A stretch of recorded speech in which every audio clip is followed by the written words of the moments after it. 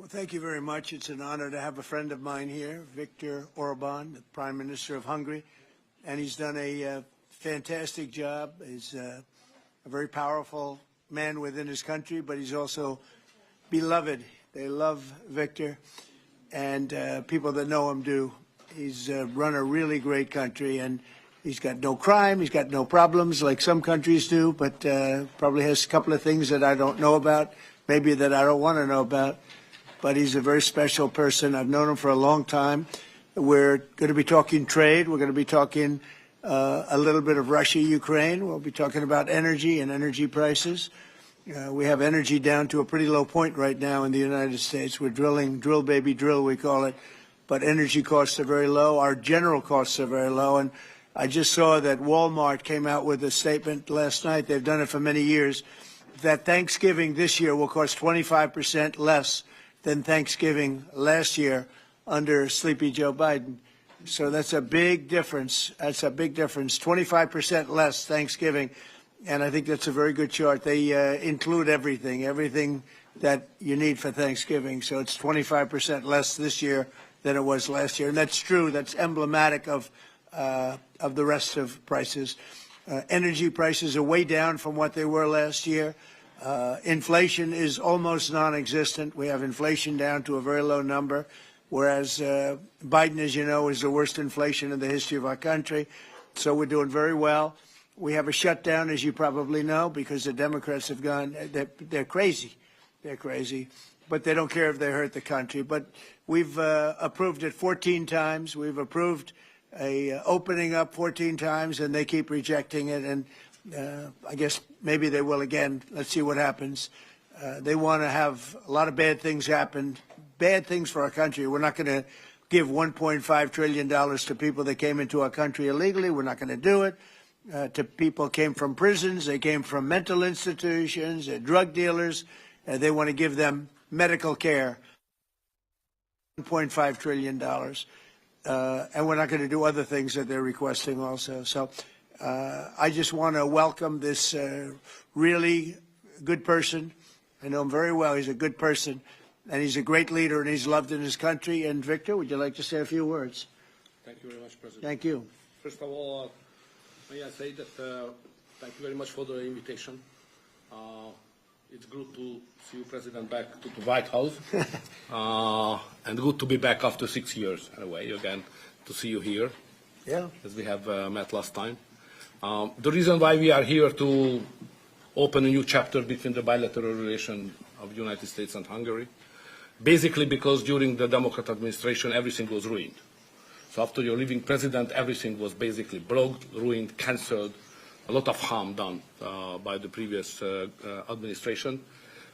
In the last 10 months, President, what you have done, we are very much grateful for that, you restored the old level of the relationship, you improved the bilateral relation, you repair what was done badly by the previous administration. So now we are in quite a good position to open up a new chapter, let's say a golden age between the United States and Hungary.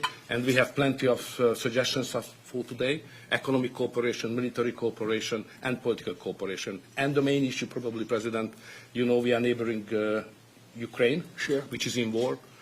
It's the most important issue for us, and we would like to discuss with you how we can contribute to help you in your peace efforts. And you've taken a lot of Ukrainians that needed your help, and you've taken a lot of them in your country, and everybody appreciates that. Thank you very much. We do our best. Thank you very much. Any questions, please? Go ahead.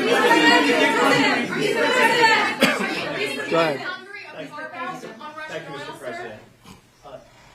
Mr. Orbán has requested an exemption as it relates to oil that is coming from Russia.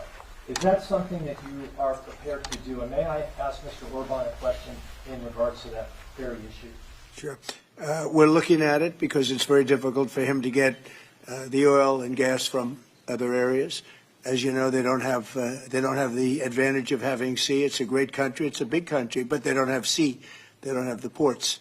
And so they have a difficult problem. There's another country that has that same problem, by the way. But when you look at what's happened with Europe, many of those countries, they don't have those problems, and they buy a lot of oil and gas from Russia. And as they know, I'm very disturbed by that because we're helping them and they're going and buying oil and gas from Russia. So that question could be really asked maybe more accurately if you talked about many European countries, not Hungary necessarily, because Hungary is in a different position. But many European countries are buying oil and gas from Russia, and they have been for years. And I say, what's that all about, right? Thank you. Yeah.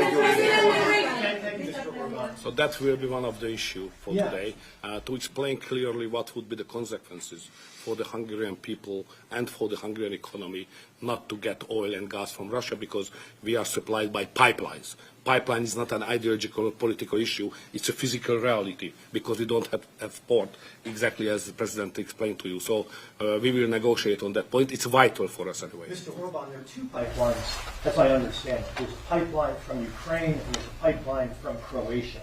And my understanding is that the pipeline from Croatia can provide all of Hungary's energy needs. As a result, why would you need an exemption if that's the case? So when we discuss that issue, you should separate the gas and the oil. On the gas issue, which is very important for us, 90% of the Hungarian households based on heating system based on gas. So we have only one pipeline delivering gas to Hungary, which is the main pipeline, the Turkish one. What we got from Croatia is a very small volume supplementary gas pipeline. Okay, that's gas. Oil is another issue. So oil is coming from the Druzhba pipeline, which is the main supply, and that is a Croatian one, which is the secondary and supplementary pipeline. We would like to convince the Croatian government to enlarge it and make it possible to deliver more.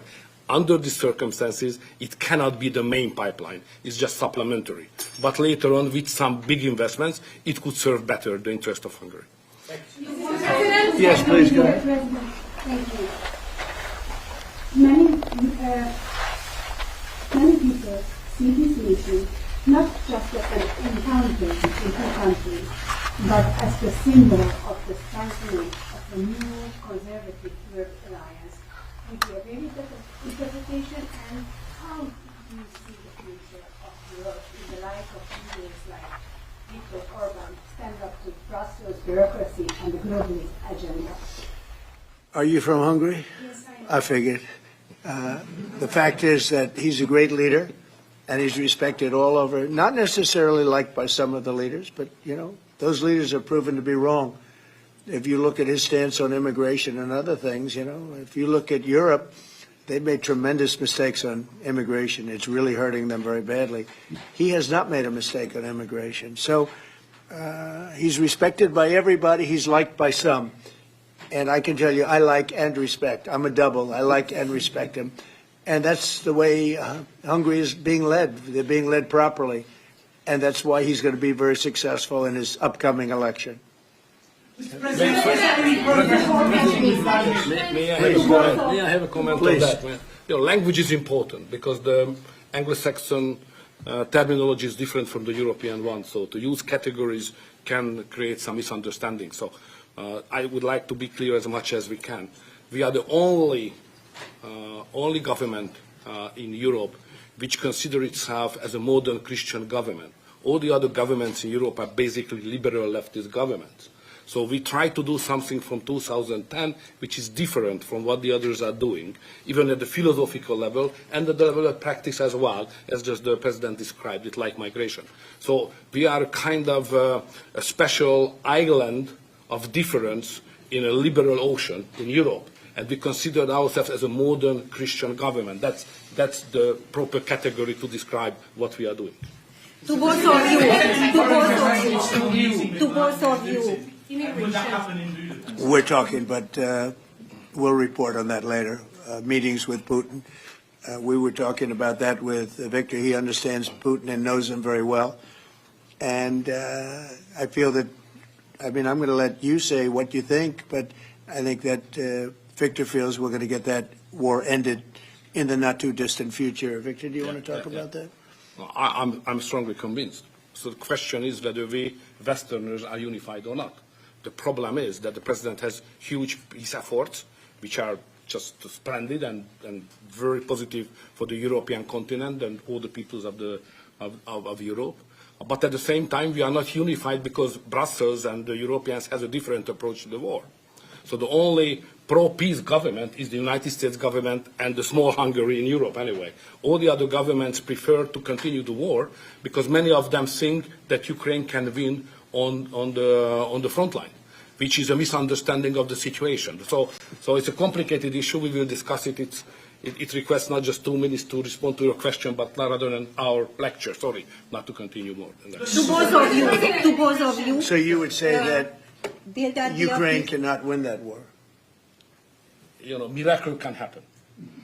Yeah, that's right. Mr. President, Yeah, go ahead. summit. Thank you, Mr. President. What is your message to the EU, because from Hungary, and the EU want to impose their war policies on Hungary? What is your message? Well, I think they should respect Hungary and respect this leader very, very strongly because he's been right on immigration. Look what's happened to Europe with the immigration. They have people flooding Europe all over the place, and it's hurting it. It's the crime rates are way up. A lot of bad things are happening. His crime rates are very low. They're the same as they always were, which is very little crime because he's kept it the way it should be. Europe, I mean, I don't want to go into individual countries. They're all friends of mine, everyone. As you know, in NATO, they voted to go from 2% to 5%, and you know that nobody thought that was possible. And we had just about almost, other than Spain, a unanimous vote. No, I think that I think they respect him a lot. They don't agree with him, but actually, inwardly, I think they probably do agree. He was right on immigration. They were wrong. They are flooding Europe with people from all over the world, and Europe is becoming a different place. And I tell the leaders all the time, you better stop or you're not going to have Europe anymore. It's a very dangerous thing they're doing. May I have a reflection on that? So on migration issue, just for clarification, in Hungary, the number of illegal migration is like that, zero, because we have a crystal clear system. If somebody would like to come to Hungary, first he should ask for that. If we give the permission, they can step in. Nobody can step on the territory of Hungary without having a permission from the Hungarian authorities. This is the regulation, simple, while working. What is the consequence of that? We are under sanctions, financial sanctions of European Union, because we don't let the illegal migrations to come to Hungary and to the European Union as well. So we have to pay, just to inform you, we have to pay every day €1 million as a punishment to the Brazilian budget, because we stop the migrants. This is the absurd world we are living now in Europe. To both of you. Go ahead, please. Gil? Yes, Thank go you ahead. so much. Thank you. I'd like to ask what do you think, what do you believe after this meeting? Can you have maybe, or the European Union will have another opinion about, just because of this penalty, another opinion about Hungary because of the immigration and because of this kind of politics, which is not that strictly as the European Union directs. What do you believe? Yeah, where are you from? I'm from Hungary. Okay.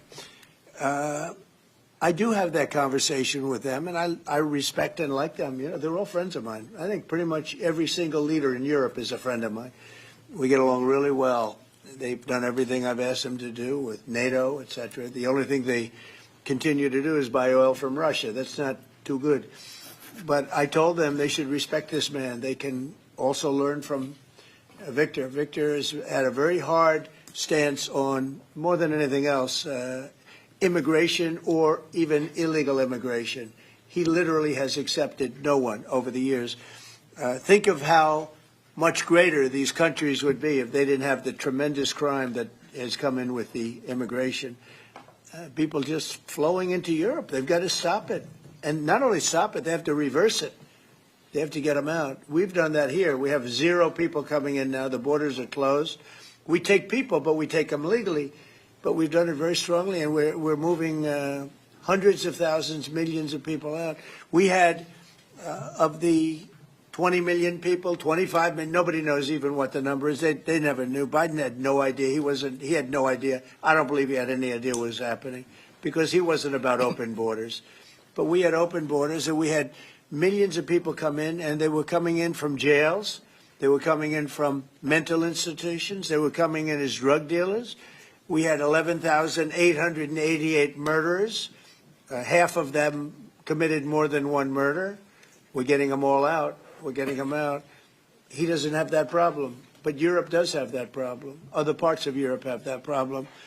So, you know, I tell them all the time, I stick up for Viktor Orbán. Not a lot of people do because in many cases they're jealous. They wish they did what he did. They would have no problems if they did what he did. And I have a bigger heart than anybody, but, you know, they've destroyed some of those countries. Some of those countries had no crime 10 years ago, and now they have quite a bit of crime. And I would say that I don't know anything about your crime levels, but I would imagine they're very low. Down. Huh? Very Not down. too high, right? No, it's very down. One of the best in Europe. I had a feeling. Sorry, may I have one remark? Sure, please. No. Just a clarification as well. I'm not here to ask how President Trump to manage my conflicts or our conflicts with the European Union. This is our matter, so we will do it. What we need is a golden age, to open a golden age of the United States-Hungary relationship. That's the biggest help we can get from the United States. And maybe Europe too. You know, we can include Europe. But it's going to get more difficult. So inside the European Union, we will manage all of our affairs. To be the most possible humble guy, yeah? But I'm the longest-serving Prime Minister of Europe. I survived all the Prime Ministers who attacked us. And I'm sure we will survive next years as well. So we will manage our conflicts successfully. Mr. President, one question for you, Mr. President, one question for the Prime Minister. Speaking of Europe, last month you said that you would not withdraw U.S. troops from Europe, yet 2 weeks later the Pentagon announced, decided to withdraw significant number of troops from Romania. So have you changed your mind, or the Pentagon ignored your assurance? No, they don't ignore anything that I say. What they do is we make changes. We move. It's the same number, total number, but we move people around. I happen to like the Romanian people. I think they're great people. And Pete, you may want to suggest something right there, please. Absolutely. No, nothing was uncoordinated with the White House. It's all part of the view that we have of Europe, and there will remain troops in Romania, but there's some change in how we rotate and how many we rotate. And the relationship with Romania is very good, right? It's very good, and we've coordinated all this with Secretary General Ruta, throughout EUCOM, throughout our allies. Everyone was notified in advance. The relationship with Romania is very good. The relationship with Europe is very good. I disagree with what Europe is doing having to do with immigration, but I agree with them on many other subjects. We just signed the biggest trade deal ever made with Europe, $950 billion. We were able to do it because of tariffs. It was a deal that was good, very good, but we had a very unfair deal. We were treated very badly before I came into office, but we just signed it. It's the single biggest trade deal ever signed. So we have a very good relationship with Europe. Yeah. What is the main dispute with the Russians which prevent the Budapest summit with Putin from... The basic dispute is they just don't want to stop yet. And I think they will. I think it's taken a big toll on Russia, a big toll on both countries, obviously, but it's taken a big toll. They're losing 7,000 soldiers a week. That's a big toll. And between the two of them, divided, you know, with Russia losing more soldiers, actually, but they're both losing a lot of people. And that's the primary thing that, with me, it's not economic, it's not money. In fact, we don't spend any money. We send it to NATO. They pay us for our missiles and for our military and everything else. We don't. It's not a question of money. It was with Biden. He spent $350 billion. He got nothing for it. The war would have never happened. If I were president, the war would have never happened. I think you would agree with that. This war would never have happened if I were president. It's stupid that it happened. But it did happen. I inherited the war, and I think we're going to get it ended. Not too distant future. Yes, please. So no question that if that time the name of the United States president would have been Donald Trump, there would be no war between Ukraine and Russia. That's clear. But what we are speaking about here is more than that, because without the pressure coming from the United States government, I'm speaking 2022, the Europeans would not take that hard line, what they have today on the war. Remember that big countries of Europe rejected to be involved more than just sending some, humanitarian issues. So the pressure coming from the United States to be more pro-war in Europe. So that's the fact of the history anyway. So we have to restore something which was ruined and created from here, and that's the reason why I understand absolutely the devotion of the president now to do everything to stop the war, because that would be not that deep without the previous government pressure from here. So the reason why I'm here to be as much as helpful I can to contribute to the peace efforts of the president, because that was an enormous mistake what we have done, the Western world, several years ago, and we have to stop it, and it's common responsibility. Biden actually pushed for that war to happen. Okay, if you can believe it. Nobody can believe it, but it's one of those things. And now look what happened. Look what's happened to Ukraine. It's a much smaller country. A lot of people are dead. You take a look at it's a whole different world over there, and Russia has not been helped very much by that war either. They lost a tremendous number of soldiers and people. And, look, that war should have been a 1 week war. I don't know why it's taken. This is 4 years. Should have been 1 week. Should have been over with, but it would have never started. Should have never started. And I would have solved the problem without giving up anything. Ukraine would have remained as is. So there were tremendous mistakes long before I got there. I inherited that mess, so we're getting it solved, along with the 8 wars that we've already ended. Mr. President, What is America's interest cultivating better relations with the EU leader or Orbán? I think I can do both. I mean, there's no reason why I can't. I get along well with the European nations. We are still a member of the European Union, so it's easy. Yeah, and by the way, he's a member in good standing, I guess, although they penalize him every once in a while. But he's a member in good standing with the European Union, so he's a member. He's a part of it. But I get along great with him. I get along very well with them. I agree with him on immigration much more than I agree with them. But I agree with, a lot of the things in Europe he also agrees with. But he had a difference, I would say, primarily on immigration more than anything else. And I happen to think he was right, because their whole fabric has changed. I mean, you go to some of the countries, they're unrecognizable now because of what they've done. And Hungary is very recognizable. Yes, ma'am. Mr. President. yes, Mr. President, will there be a peaceful meeting in Budapest still this year? What do you think? You mean a meeting with President Putin? Yes. You mean in Hungary? Well, I'd like to keep it in Hungary, in Budapest. That meeting, it turned out I didn't want to do that meeting because I didn't think anything was going to be happening of significance. But if we have it, I'd like to do it in Budapest. Yeah, it'd be good. Mr. President, you said many times to support Viktor Orbán. Why is it important to win the next election, for example, for the United States, Hungary, and also Europe? Why is it important? Well, I don't know his opponent. I don't know if he has an opponent yet. At some point he will, I guess. We always have opponents, always. Right? Not much of an opponent. But I'll be supportive of him. He's done a fantastic job. We've had a great relationship. The United States, look, we had a country that had no leader. It had an auto pen, illegal auto pen, totally illegal. And that's coming out stronger and stronger. But we had no leader in the United States. I mean, Hungary, as an example, had no relationship with the United States, even though we do, billions of dollars in trade with Hungary. Yeah. Hungary's a big country economically. We do, billions of dollars in trade with Hungary. Why would they give that up? And they gave up so much else. Look, they gave up everything. This country was poorly run. I think if I didn't win the election, we might not have a country, if you want to know the truth, not a recognizable country. But our relationship was immediately good as soon as I won the election, because Victor's one of the people that's highly respected, and we had a great relationship with Hungary. We do again.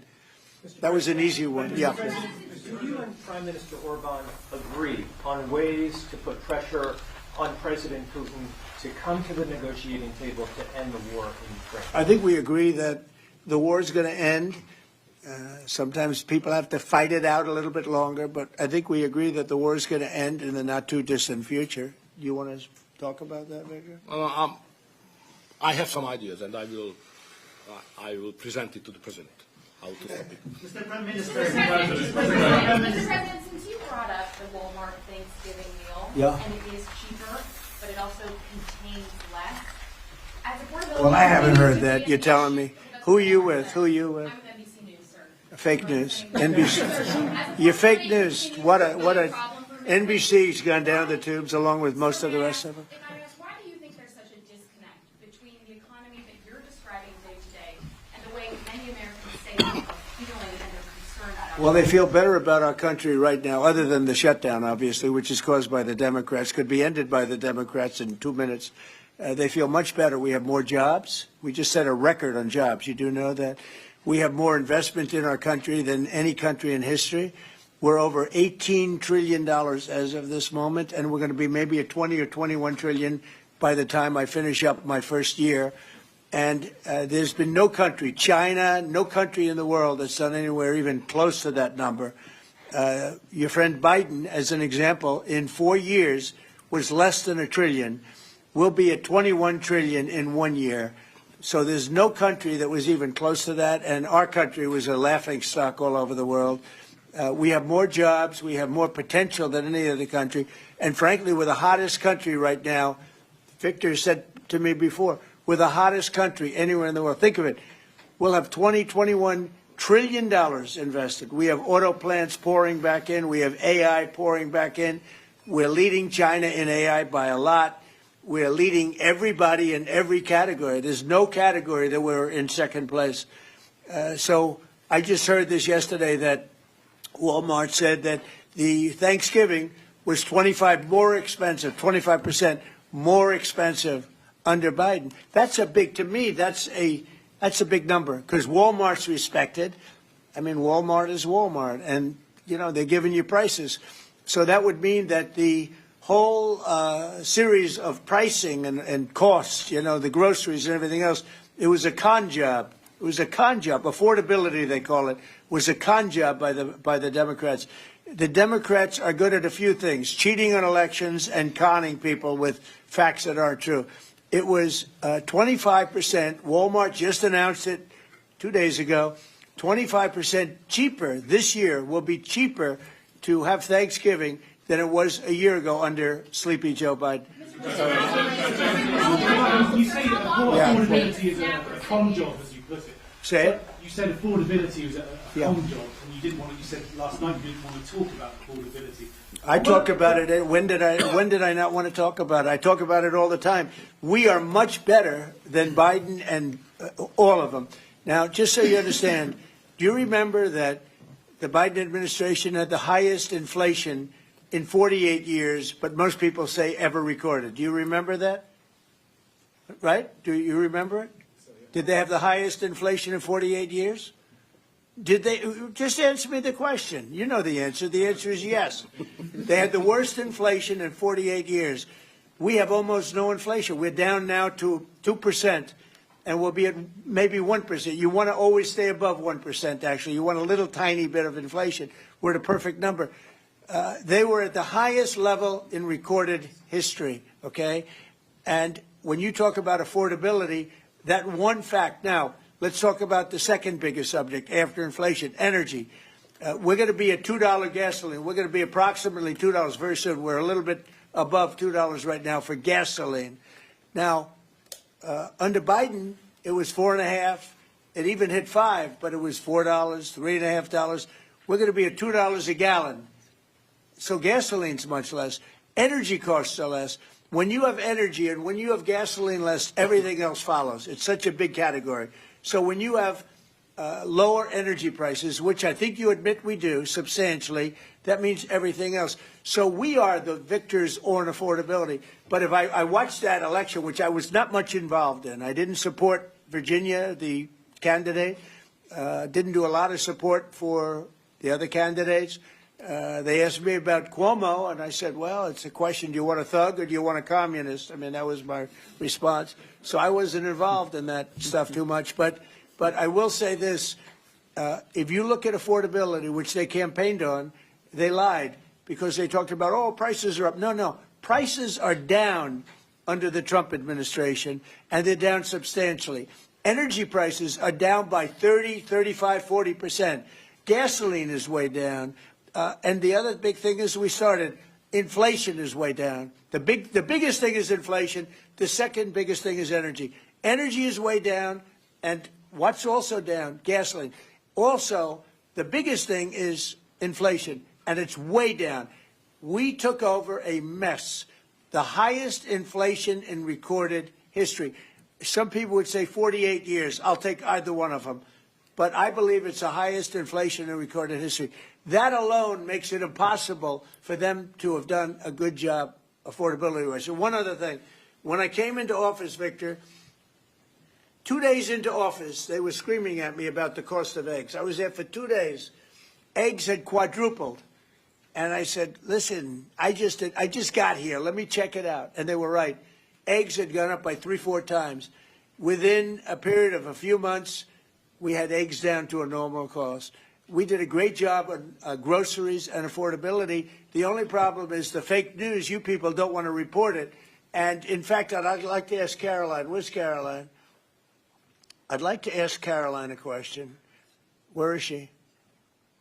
Did she? Uh-oh. She deserted us. She deserted me. Our great Caroline superstar deserted me. Anyway, she's right outside. She was going to talk about, because the fake news yesterday, they talked about that. They said, oh, I don't want to talk about affordability. The reason I don't want to talk about affordability is because everybody knows that it's far less expensive under Trump than it was under Sleepy Joe Biden. And the prices are way down. Caroline? Yes, sir. Could you discuss that question that was asked, and how it was asked in such a fake, disgusting manner by the fake news? Yeah, and I just saw it asked again here, and it's very unfortunate that the reporters in this room refused to address, sir, what you just said, which is that you inherited the worst inflation crisis in modern American history, and you are fixing it in 10 short months. And your entire administration has been tasked with this effort, from Treasury Department to Agriculture Department to the National Economic Council right here at the White House. They are slashing regulation. He signed the largest middle-class tax cut in 6 months. In 6 months, in record time, putting more money back into people's pockets. So affordability is what the American people elected this president to do, and he is doing it, and you guys refuse to cover it. And you refuse to cover that the previous administration created the worst unaffordability crisis in American history. And I've been watching the TV all day saying that he doesn't want to talk about affordability. That's what he's working on every day. And that's what I'm talking about right now. But you know why they refuse to cover it? Can I because they're fake news. That's why. Go ahead. Can I get her someone? Sure. Caroline, the Prime Minister would like you to work for him in Hungary. Please consider. You know what? That's a very good decision you just made. Please don't leave us, Caroline. Yeah, please. You spoke to Republican senators. They do not seem interested right now in getting rid of the filibuster. That's too bad. They're making a big mistake. That's right. No, but they're coming my way. You're right. Wait a minute. The way to do it for the Republicans is to terminate the filibuster. They call it the nuclear option. This is the second form of nuclear. Very good, very good. This is a good form. This is not a bad form.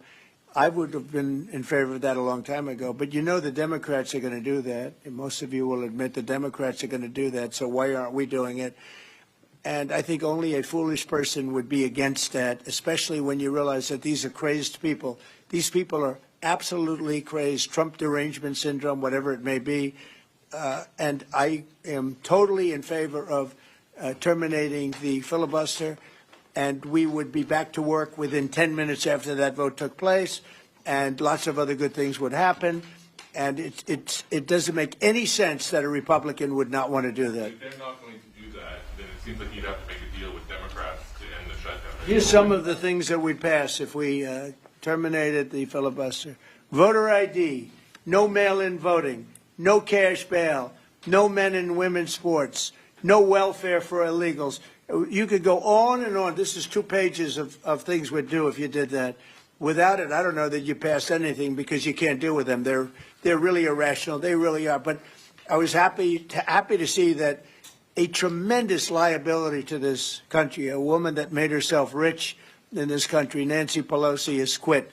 and she'll be out of here pretty soon. And that I consider that to be a great asset for America, getting her out. Yeah, please go. Are you ruling out deal with Democrats? You're not interested in the deal? I don't know. We'll see what they have. I mean, we'll see. But they're very destructive for the country. NBC, fake news. I'm not taking you. Go ahead. Mr. President, are you worried about it backfiring in the future on Republicans? Should they get rid of the filibuster and then down the road? Well, normally I would say, well, a little bit, but the reason that I'm not is because if they ever took over power, they'll do it. Look, Joe Manchin and Sinema are two people that are no longer in politics because of this issue. They were opposed to what the Democrats wanted to do. They wanted to terminate the filibuster. They were opposed to it. They're no longer in politics. They're gone. The Democrats will do this. So if the Democrats are going to do it, I'm saying Republicans should do it before they get a chance. It's very simple. And if we do it, we will never lose the midterms and we will never lose the general election because we will have produced so many different things for our people, for the country, that it would be impossible to lose an election. AI bubble. Are you worried about an AI bubble? No, I love AI. I think it's going to be very helpful. So many things are happening with it. And in addition to which, we're leading China, we're leading the world in AI. We're building massive electric plants that the companies themselves are building for their plant. I've given them the right because we need so much electricity for that. Just the word is electricity, believe it or not. Double the electricity that we currently have in the country for just the AI plants.